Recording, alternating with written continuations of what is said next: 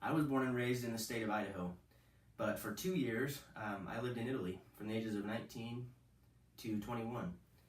While I was there, my time was spent as a missionary for the Church of Jesus Christ of Latter-day Saints. Don't worry, I'm not here to preach to you. I'm just telling you that's how I spent 2 years of my life directly after high school. My time as a missionary was spent with purpose and with direction, with a strict schedule, with tons of rules, and so my life had purpose for that time. And so for those 2 years, that's all that I did. That's all that I worried about, was being a missionary. When that time was over, I came home and I nosedived hard. But man, I was in a low place. I was at rock bottom, because I'd spent 2 years of my life with direction and purpose, and I'm not blaming it on those 2 years. I'm just saying, since I spent 2 years doing that, when I came back, I was directionless, and I didn't know what I wanted to do. And most people my age were going to college, and I didn't believe very much in college, and so I didn't think that was for me. But I didn't know what else to do. I had big ambitions. I knew that I wanted to be great. I knew that I wanted to be a leader in business. I wanted to achieve great things, but I didn't know in what field. I didn't know in what direction I needed to go in. I didn't, and most important of all, I didn't know how to get there. So I didn't know where I wanted to go, and even if I did, I wouldn't have known. I didn't know how to get there. And I took the first job that I could get. My brother told me, he's like, hey, this guy that I used to work for in high school does trim carpentry, those are the guys that put like baseboards in your house, or install your doors, or install the wood around windows, or they put wooden beams in your house, or columns, or whatever. All the woodworking inside of a house, that's what a trim carpenter does. So my brother goes, hey, this guy that I used to do trim carpentry for is always hiring. He's always looking for helpers. He's like, I can probably get you a job. So I didn't even look. I didn't know what I wanted to do, so it didn't matter. And that sounded like a cool skill to learn, so I took it. Sure enough, he gave me a job, and I started. It was $9 an hour, which was fine for me. I didn't have any big expenses. I was living with my parents at the time, and so that's what I started doing. But it didn't take very long for me. Well, so I got that job, but my mindset didn't change. I still felt very low, and like I wasn't achieving as much as I wanted to be. I wasn't in the direction that I wanted to go in. And I remember, I think it was for Christmas of that year, that my dad gave everybody, all the kids, I have mostly adult brothers and sisters, he gave all of us, for a Christmas present, a book. And that book is The Slight Edge. You're probably staring at all these things on the board wondering what they are, and I'll get to that. But it was this book, The Slight Edge, by Jeff Olsen. And don't worry, Jeff Olsen did not commission me to make this video. I'm not getting any royalties or making any money off of this. This book just changed my life, and so I want to share with you the principles that I learned from it, and that I believe strongly will help you if you apply them, if you read this book. I don't know if you can see on here, but there are stains. I distinctly remember I had this book in my car at work, and I dropped a Dr. Pepper on the floor, and it spilled, and it made all these stains. And so I've had this book for several years, like 5 years now, and it's been through the ringer. I've read it several times, and each time I get more, and it's just awesome. The problem was, he gave me this book. My dad was big into reading. Since as long as I can remember, he was always pushing us kids to read books, and he would recommend these books. In fact, at one point, I think I was in middle school at the time, so my 3 older siblings kind of benefited from this program, but my dad offered them, for every good book that you read, and he had this big list of good books.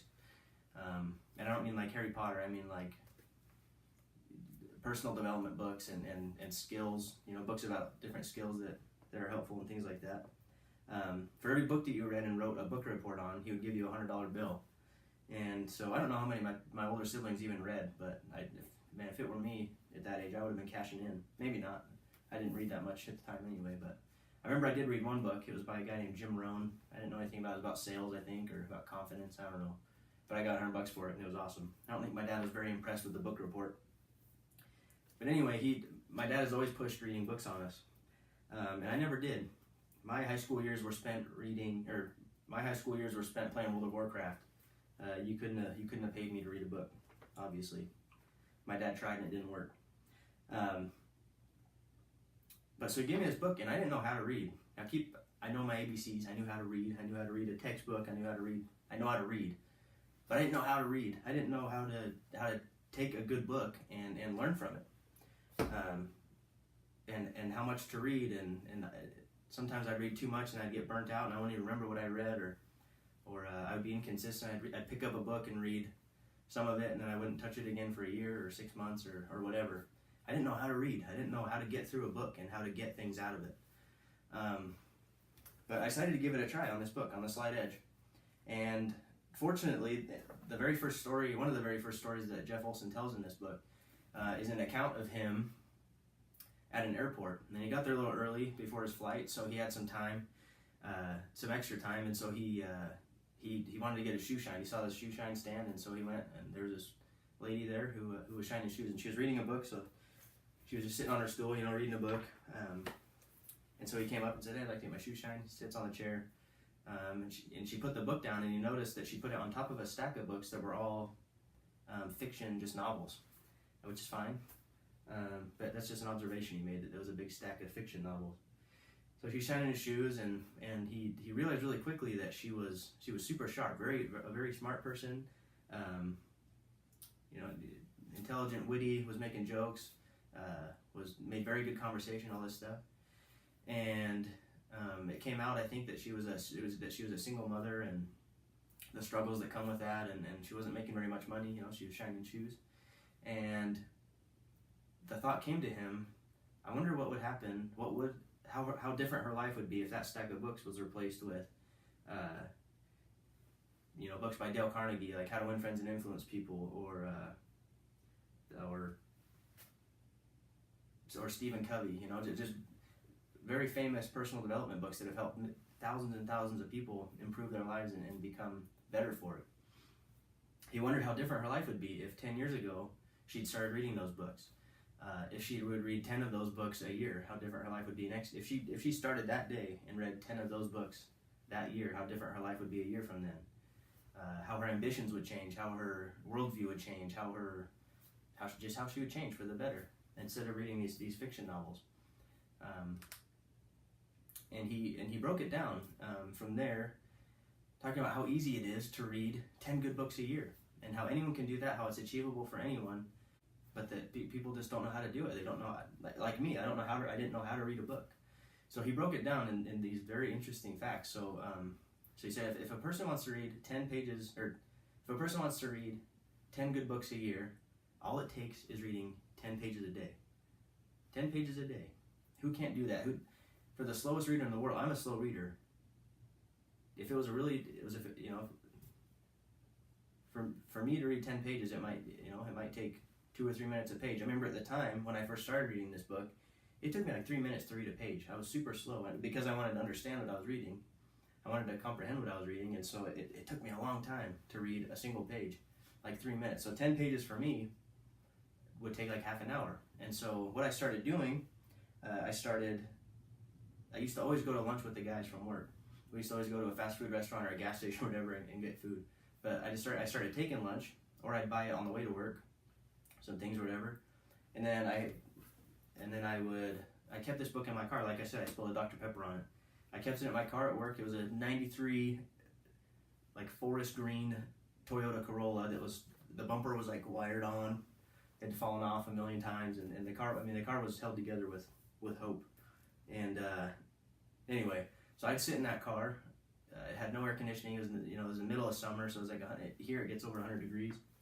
Sitting in the car at lunch, sweating buckets, and reading this book 10 pages at a time. It would take me my entire lunch break, like half an hour, but I'd get through it. And man, I just started to change. Like this book will change your perspective on goals and achieving things and reaching your ambitions.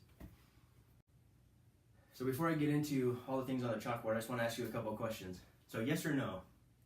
Like me, have you ever been in a position where you felt like you were at rock bottom and you wanted to have more out of life? That you had bigger ambitions than you felt like you were achieving? Yes or no? Like me, do you ever aspire even to be a little bit like a guy like Elon Musk or Walt Disney or Steve Jobs or Bill Gates or Warren Buffett or the guy that owns your company that you're working at or whoever? Do you aspire to be like those people? Do you want that promotion? Do you want that job? Do you want more out of any aspect of your life? I will promise you that this book will help. It's important to note that I have not achieved great wealth yet. I am what I call an aspiring somebody. And so while I haven't achieved all of the goals that I have yet, I have achieved one goal, which is a habit of reading daily, reading good books daily. And I do that, and I've done that for years. And so that's mainly the example that I'll use throughout this is it revolves around reading. So this is the slide edge. And these are a few principles from the book. Obviously, reading the book will be better, and I highly recommend that you get it and read it. But I'm going to talk about a lot of the major points from this, not a lot of them. I'm going to talk about some of the major points from this book, though, that hopefully will change your mindset and will move you to buy this book and to read it on your own and to really grasp this principle. So the slide edge, the gist of this book, the point of this book is to teach people how to do the how-tos. So if you think of a successful person, you think of all the good habits they have, and there are these, there are lots, every person is unique, so everybody has their own unique set of skills and talents and habits and all that. But there are some overlapping ones that seem to be the same among most people who have achieved a lot. Some of those things are like sticking to a morning routine, or keeping a journal, or meditating, or reading books. And so that's the one I'm going to speak to, is reading books. Most of the time, that's what most of my references are going to be about, reading, because that's something that's a habit that I have achieved. So this table right here, this is directly from the slide edge. It's from this book. This table is in here in 4 or 5 different variations, and it has different points on it. But all it is quality of life over time. And so there's a positive and a negative quality of life, and then over time. So these are the things that people do that have a more positive quality of life later in time. So in like old age, or even 10 years down the road or whatever. And these are the things that people do that have a negative quality of life over time, later in life. And each one mirrors the other. Each one counters the other. All right, so the first bullet on each one, on the positive and the negative side, on the positive side is easy to do. Now, if you take take for example reading. Is reading 10 pages a day easy to do? Yes, it's very easy to do. Is reading 10 pages easy not to do? Yeah, it's super easy. Most people don't. The average person reads like 1 book a year, so it's extremely easy to not read 10 pages a day. But think about 10 pages a day. If you're a fast reader, that's like 10 minutes or less. For me, who was a slow reader, I'm better now, but it was a slow reader. It took me like 3 minutes a page, so it took me half an hour. Is 30 minutes easy to do? Yes. It's super easy to spend 30 minutes of my day, to read a book that I know is going to help me. But it's also easy not to do.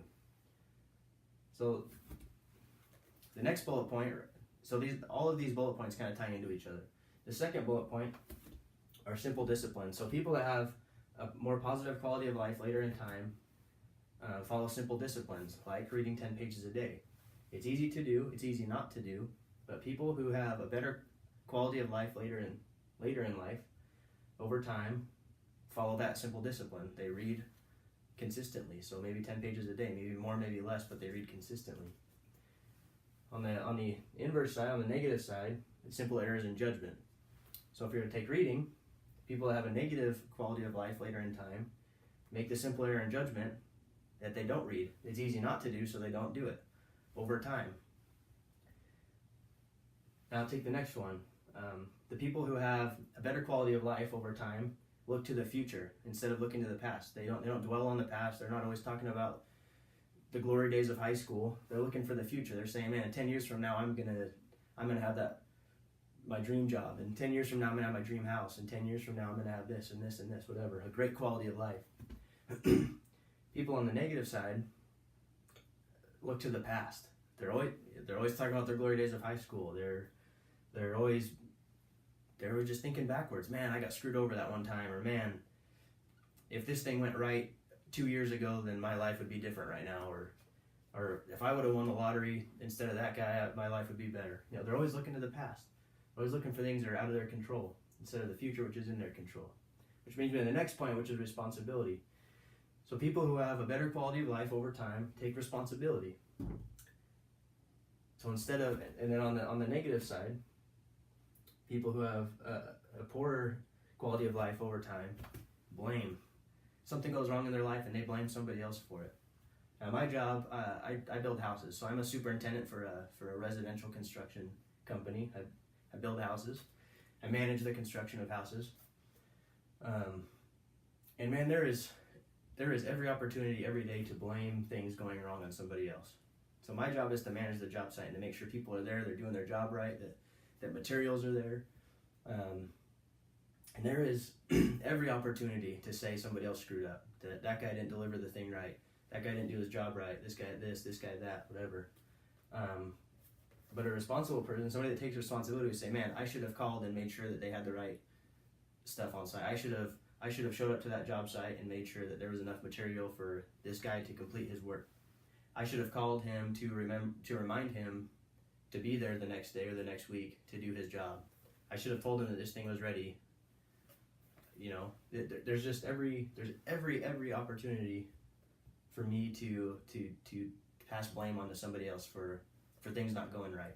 And I try my best not to. I try my best to take responsibility for things. But somebody who has a better quality of life later on will take responsibility for things, for failures, for all that kind of stuff. That's how you learn. You learn from taking responsibility for things going wrong. Like I said, there are a bunch of bullet points in here for different things, but these are the 5 that I chose to focus on. Interestingly, it's about 1 in 20 people, or 5%, that enjoy a high quality of life later in time. And so people who have a more positive quality of life, or it's about 5%, it's a very small. Now people always talk about the 1% and this and that, whatever. I don't know where to put the line at, but at the time of this book, that's the figure that he chose to go off of was 1 in 20. 1 in 20 people reach real success and financial freedom and just have a quality of life that is more positive than 95% of the other people on earth. Because they're doing these things, because they choose simple disciplines like reading 10 pages a day, which is easy to do. They look to the future. They say, man, if I read 10 pages a day for 10 years, I will have read 100 books. That's got to change my life. That's got to, So they're looking to the future. They're saying, man, in 10 years from now, things are going to be great for me. They take responsibility. They're saying, if I master these simple disciplines, success is completely within my hands. They're taking responsibility of that. They're taking responsibility for a high quality of life later in time. They're saying, I need to master some simple disciplines, and then over time, my quality of life is going to be higher. Whereas these people on the negative side are making simple errors in judgment. They're saying it's easy not to do. It's easier to just watch TV instead of read some pages from a book. Which brings me to the point of time. You hear most people talk negatively about time, very negatively about time. How they don't want to get old. They don't want to. The kids grow up too fast, or whatever. People are always talking negatively about time. But in this book, he makes a very interesting point. How time is the great equalizer. Time will either promote you or expose you. Time is either a friend or an enemy. And it's pretty obvious how that works on here. Time is a friend for people that are doing all these things. They have simple disciplines that are easy to do. They're looking towards the future. They take responsibility because they want to be in the top 5%. So time is a friend to them. They know that they have to put in the time to reach the quality of life that they're looking for. So time is their friend. They're saying, man, the more time that goes by, the better I'm going to be, and the more I can achieve. On the other side, on the negative side, time is, if you talk to 95% of people, time is an enemy. Time is their enemy. They know it's going to expose them. They know that their bad habits, 10 years from now, 20 years from now, 50 years from now, when they get to retirement age, most people that retire have no money. They can't get by. Time is an enemy to them. Time is the enemy to the lazy man or woman. Time is only the friend to roughly the 5% of people that take responsibility for their life and are doing those things and other things. This is, like I said, is not limited to these few things, but certainly these things will help. it's important. This little, I didn't want to write this whole thing out, but I said I had to. He repeats it often in this book, and again in different variations. But this has caused me to reflect more than anything else I think I've ever read. You take anything that you do, whether it's maybe you want to be in better shape, maybe you want to read 10 good books a year, maybe like the other successful habits, maybe you want to develop a morning routine, maybe you want to keep a journal or meditate or whatever your goal is. Maybe you want to cook better, maybe you want to have a better marriage, whatever it is. Break it down into a small, measurable thing that you can repeat every day, that you can measure. So take reading, for example. Is reading 10 pages a day, is it easy to do? Yes. Is it easy not to do? Yes. Easy to do because it doesn't take very much time. It's measurable. So every day you can say, man, you can make a checkbox with read 10 pages today. You can check that off every day. It's super easy. It doesn't take very much time. It's easy to do. It's easy not to do. It's easier to just turn on the TV. It's easier to start playing a game. It's easier to do whatever else might distract you from your goals. It's very easy not to do. Will it kill you today? Will it kill you today if you don't read 10 pages? Will it kill you today if you watch TV instead of read 10 pages? No, that's insane. It wouldn't kill you. But that simple error in judgment, compounded over time, will absolutely destroy the getting of any goal you are after. That is powerful to me. This concept, repeated over and over again, and by the way, I would pause this video and write this down, or just buy the book, whatever, but I would pause this video and write this down and put it in front of you somewhere. Put it on a sticky note in your car, put it in front of you, somewhere you can see it all the time. This is such a great analysis for every habit that you have, every activity that you perform during the day. You determine whether it's a positive or a negative habit that you have. Is it easy to do the better thing? Is it easy to read 10 pages versus watch TV? Yes. Is it easy not to do? Yeah, it's really easy to just turn on the TV. Will it kill you today? No, it won't kill you either way. But that simple error in judgment, compounded over time, will absolutely destroy the getting of any goal you are after. What quality of life do you think you're going to have 10 years from now if you don't put in the time in those 10 years to improve your life? It'll probably be exactly the same. Or maybe it'll improve a little bit, but not as much as it could if you were mastering simple disciplines that are easy to do. Another very important point here is compounded. The whole idea of the slight edge is to take a small, measurable daily habit and compound it over time. That is the key to success for anyone. Anyone that has ever achieved anything will tell you that the key is repetition and perseverance. It's not reading one book one day, 1 year. It's not reading one book in 1 day and then calling it good for the year. It's reading 10 pages a day, which is measurable, which is manageable, which is easy to do.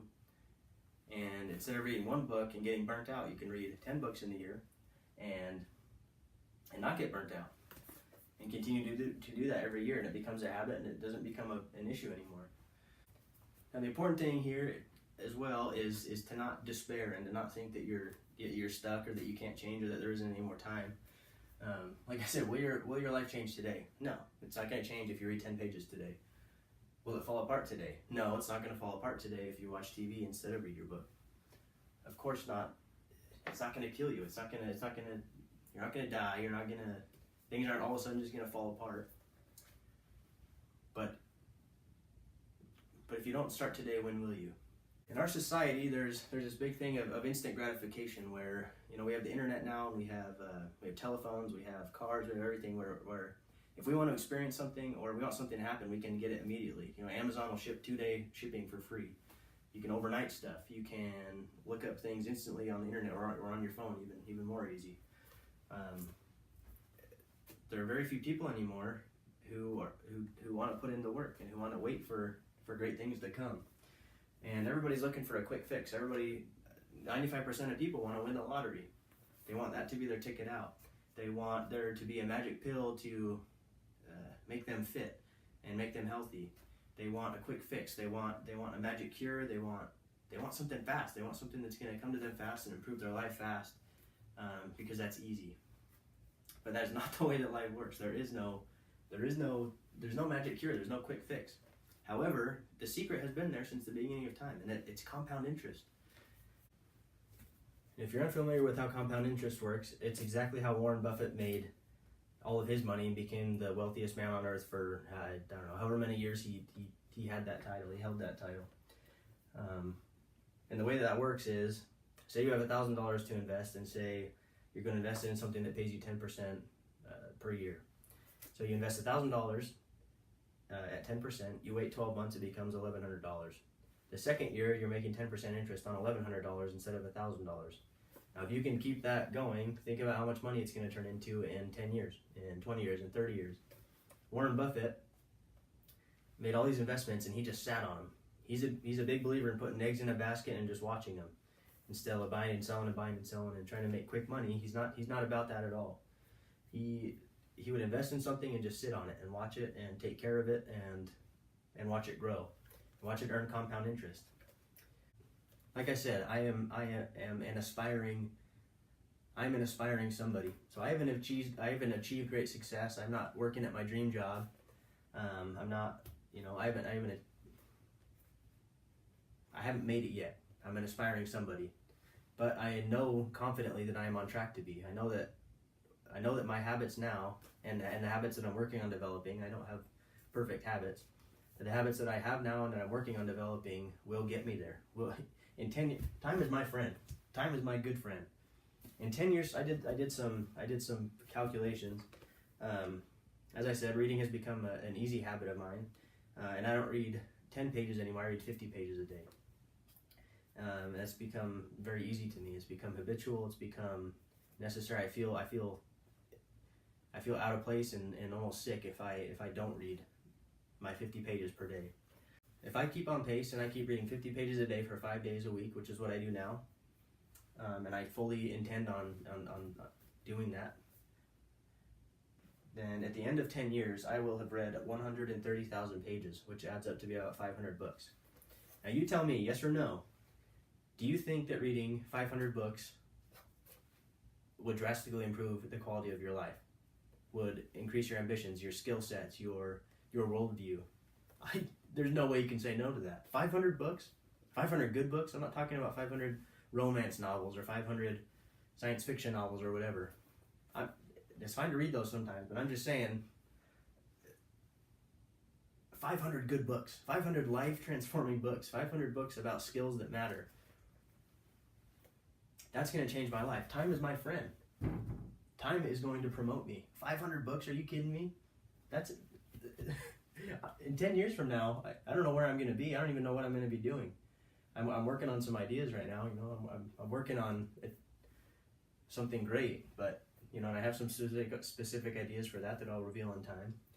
But man, time is going to promote me. Time is my friend, and I'm looking forward to my life 10 years from now when I've read 500 books and the things that I will be able to achieve then.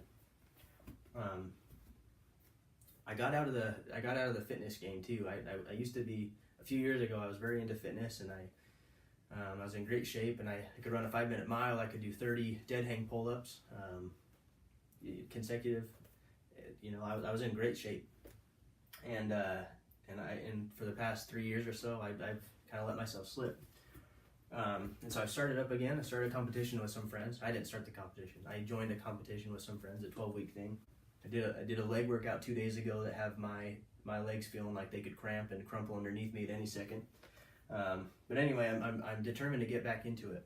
So right now, I've mastered reading, and I'm doing that consistently. That's not a problem for me. Working out is. So I've been doing it for the past 10 days, for 30 minutes a day. And over 10 years, if I work out 30 minutes a day for 5 days a week, it will be 1,300 hours. Now you tell me yes or no, with 1,300 hours of fitness and exercise and working out, would that change the quality of your life? Yeah, like that. Time is my friend. In 10 years from now, I'm excited for the way I'm going to look and feel because of that. Because I can see that, because I can measure that. And I can measure it because it's 30 minutes a day, because it's 50 pages a day. I started out at 10 pages a day. I didn't jump from 0 to 50. That'd be too much. I went from 0 to 10. 10 is such a manageable number. So whatever your daily habit is that you're trying to work on, you got to make it small and measurable, attainable, and you have to be accountable to it. You have to find a way to track it, to make sure that you're actually keeping up on it. I use a daily planner where I write down my goals and I check them off if I did them. If I didn't, then I put a big X. The next day I commit to doing better. I write down my goals twice a day when I wake up and when I go to sleep. My big goals. I have in this room I have 4 whiteboards that I keep track of all my bigger ideas and my very long-term goals and things like that I haven't broken down. You have to stay accountable to them, but the most important thing is breaking down your big goals. I want to be the CEO someday of X company. What's a habit that CEOs have? They read a lot. They read 10 pages or 10 books a year. They read 50. I keep seeing this thing going on the internet that CEOs read 60 pages. They read 60 good books a year. This is actually 600 books. So it's 100 more. That's 100 more than 500. So over 10 years, I will have read 600 good books. 50 pages a day adds up to be about 5 good books a month times 12 months of the year equals 60 books a year. The reason I started doing that is because I heard that thing going around all over the internet that was about, the average CEO reads 60 books a year. So I was like, oh man, maybe 10 isn't enough. So I started reading more. Anyway, beside the point. Say eventually you want to be the CEO of a company. What does the CEO do? He reads 60 good books a year. Man, how do I read 60 good books a year? That's a lot. How do I read one good book? How do I retain that? Break it down. Jeff Olsen told you it's 10 pages a day. Anybody can do that. Anybody can take the time out of their day to read 10 pages of a good book. The last bullet point here that I wanted to go over was a way that Jeff Olsen kind of ends this book towards the end. And I heard in a movie or something somewhere that says, if you can't say it better, or someone has probably already said it better than you, so finish with a quote because you probably can't top them. Something like that. So I want to do the same thing. I want to end with a quote. And it's about someday, the 8th day of the week. It says, someday when I have the time, I'm going to. Someday when I have money, I'm going to. Have you ever said that? Someday. It's a way we have of reinforcing the illusion that the future is safely far removed, that it doesn't really touch us. It's a lie. It's an intentional, willful deception, but a lie nonetheless. Let's say that someday I'm going to travel around the world. If that's really true, if I absolutely intend for that to happen, then I'm making plans. If it's not practical today for me to just up and circumnavigate, I can look at what needs to happen first and second and third to end up with that result. When I set that process in motion, the words someday disappear. I'm making it happen today, right now. In a very real sense, I am already taking the trip. It may be 3 years before we actually take the trip, but the words someday no longer apply, so I stop using them. When I say someday, I'm not really talking about the future. The future is a reality that I'm connected to by what I'm doing right now. Someday is about some vague possibility that I'm not taking seriously. Someday is not a vision of my future. Someday is a fantasy, nothing more. Here's the damage we do with this illusion. We give weight to our someday fantasies. We squeeze some sense of enjoyment from them as if they were real, and thereby give ourselves permission to take no practical action whatsoever while we swim in the comforting sense that those someday scenarios will move closer to the unfolding present on their own. They won't. The wistful, wouldn't it be nice pretendings of maybe futures do not insert themselves into your reality of their own accord. You've got to go claim them. Ask yourself, what is there in my life that I hold as someday? Someday, the 8th day of the week, the only day that never comes. This is the day, this one, right here, right now. And that's by John David Mann, and I haven't read the book, I don't have the book, but I think it's called The 8th Day of the Week. That is powerful to me. And again, if I were you, I would pause and rewind and listen to that repeatedly until you fully grasp what it's talking about. But that's exactly what that's what everyone does. That's what I did. Someday I want to be the CEO. Someday I want to be married and have an awesome house and have happy children and have a happy wife and have, all these things. I want to drive a nice car. Someday I want to travel the world. Someday I want to do this. I want to do that. And that's where it ends for most people. And I think it's really interesting what he says about how we squeeze when we talk about someday, we squeeze some kind of satisfaction out of it as if we've already achieved it. By talking about it all the time, we suck something out of it that isn't real, and we don't do what it takes to get there. For anything worthwhile, for anything that is worth achieving, it takes work. It takes so much work. It takes habits, and it takes discipline. It takes all those things. And so I would just challenge you again that to write this quote down, put it somewhere that's visible all the time, and to analyze each and every habit that you have. Again, is reading 10 pages a day easy to do? Yes, it's super easy. It doesn't take very long. Is it easy not to do? Yeah, it's super easy to turn on the TV or do whatever. Will your life change today? No. Will it fall apart today? No. Will it kill you today? No. But that simple error in judgment, compounded over time, will absolutely destroy the getting of any goal you are after. Now, it's been a few years since I read this book. It's been 4 years since I read this book, and although I haven't achieved the heights of my ambition, I haven't achieved the fullness of my ambitions, I have significantly improved the quality of my life. I have a job that, so when I picked up this book, I was making $9 an hour as a carpenter. I was driving a piece of crap car, and I was not happy at all. Now I'm not making millions, but I make enough that me and my wife are able to buy a house, and we're able to live comfortably. We have a beautiful daughter who's 14 months old and makes us super happy. I love the people that I work with. I work with a great company. Again, it's not my dream job, but I'm happy. I'm okay with where I'm at now. And I think the reason that is, even though I haven't achieved my dreams yet, the reason that I'm happy right now, and I can be, is because time is my friend. I know that even though I don't have everything I want right now, I can get there with time. If I develop good habits, if I continue reading 50 pages a day, for 10 years, I will have read 600 books. 600 books by age 35. My life is going to be so drastically different and good and great that I'm okay with where I'm at right now. I'm okay with putting the time in to earn compound interest on my habits.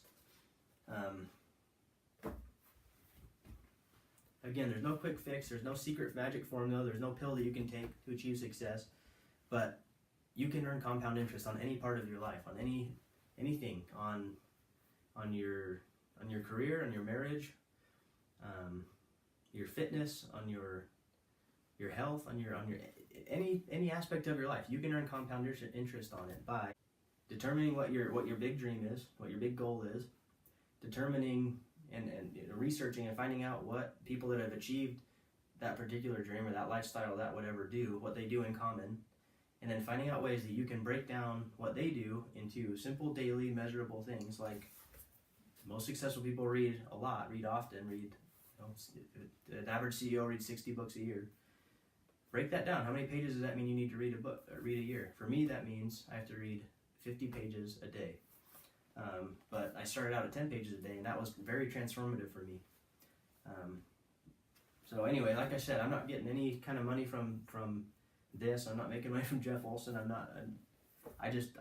This book has transformed my life and transformed my mind, and it has led to me reading countless other books that have also transformed my mind. So I can't recommend this highly enough.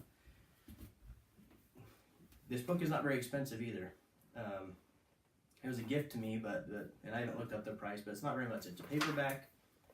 It's not going to cost you very much, and I promise you, if you'll just buy it and read it and apply what you find in there, your life will change. And at the very least, please write this down, watch this video again. Do something to retain this. All I can say is that if there was anything that I talked about that struck you as true and important and worthwhile, you will like the book. You will love the book, and you will find it. He explains all this stuff in much more depth and detail, and with research and with all those kind of things to back it up that make it more powerful than I could ever explain it. So I can't recommend it highly enough. So buy the book, read the book. At the very least, write down this quote, put it somewhere you can see it, and watch your life change. for me, it wasn't that long ago that time was my enemy. It just was. I was not happy with where I was and where things were going, and I dreaded the future because I wasn't doing anything to get me to a better place. But now I can tell you without a doubt that time is my friend, and that is such a big deal. That is such a big deal for me, and I know that it'll be a big deal for you. Well, thanks a lot for watching. This is video number 1 of a new venture that I'm starting. So every single Friday, into the foreseeable future, I will be releasing a new video about things like this, principles like this, important things to me that I've found from books that I read, from experiences that I've had, just from life that I believe will help people that have helped me. And so, man, if you like what you saw, please subscribe, please share it. I'm Jake the Wilkins.